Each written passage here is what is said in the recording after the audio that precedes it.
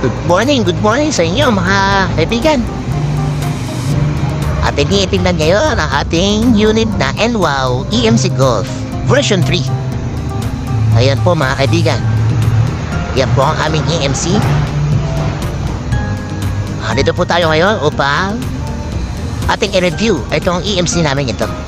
1 month na po namin nabili ito. Ayan po.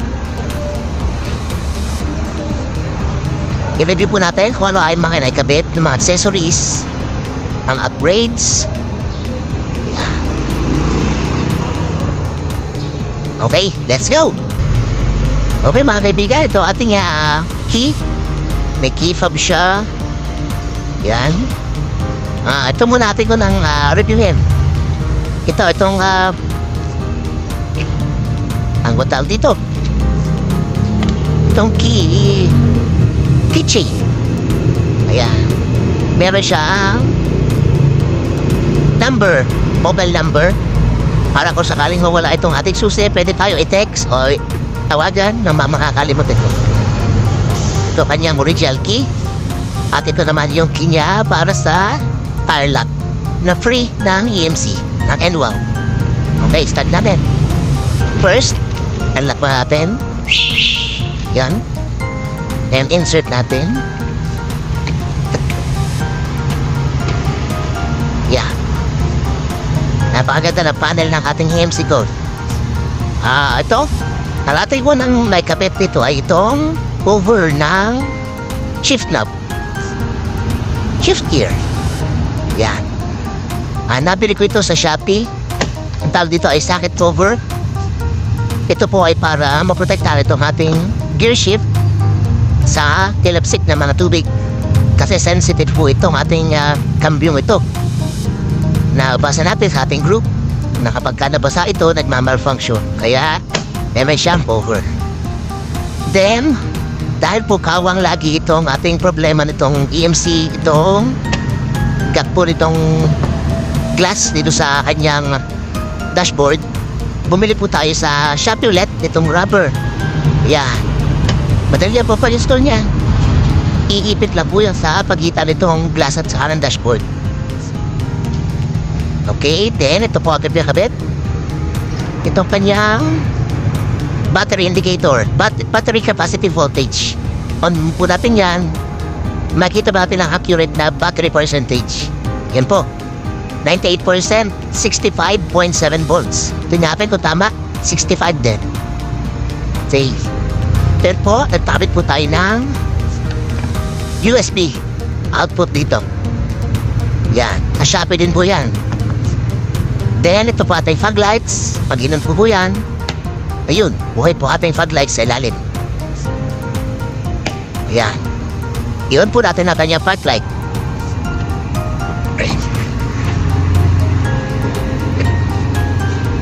Ayan po, angel eyes po yan. Ayan. Natili ko rin po sa Shopee yan. Mura lang po yan. 260. Yan ang presyo. Buhay po ating ang kanyang fog light. Dahil po nakakasilaw ang ating headlight ng EMC, nagpakabit po tayo ng angel eye fog lights po dito sa baba. Para hindi natin lagi kailangan buhay ang ating headlight. Okay. Off po natin muna. Tapos po, ang ating pinakabit ay itong hindi pa pinakabit.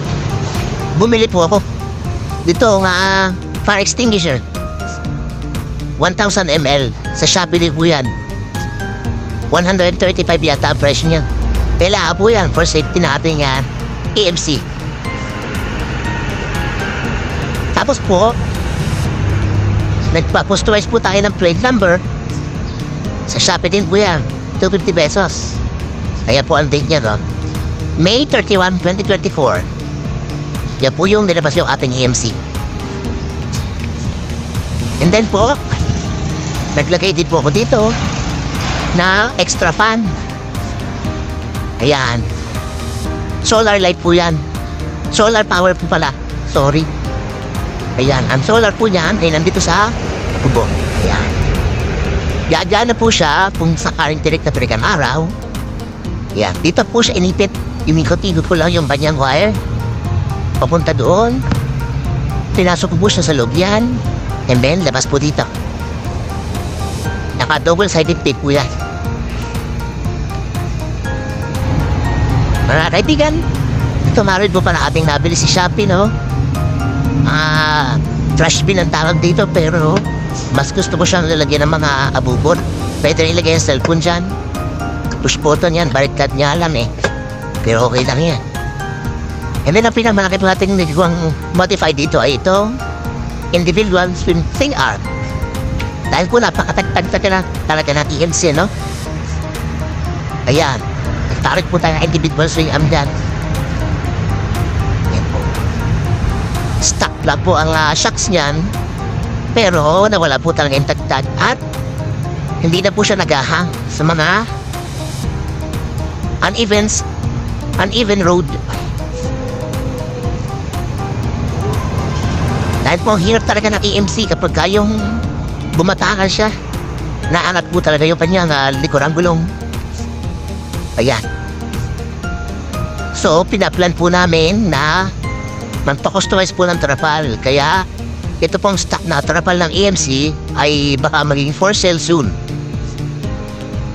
Ayan po, nagpalagay din po ako ng cover dito. So, puan. Kasi napakainit po ng leather dito. Mainit sa balat. Bumili ko rin sa Shopee po yan. Pinali ko lang po dyan. Ayan po. Safe ride po sa ating mga ka-EMC, no? Ingat po tayo sa biyahe. Manatili mo tayo sa kanang bahagi ng kalsada. Hindi tayo nabubusinahan. Yeah. Nag-install din ko pala ako dito na rear view mirror. Okay guys. At lastly, itong clock. Digital clock. Yeah. Okay guys. See you soon ulit sa ating upgrade. Update ko kayo. Salamat!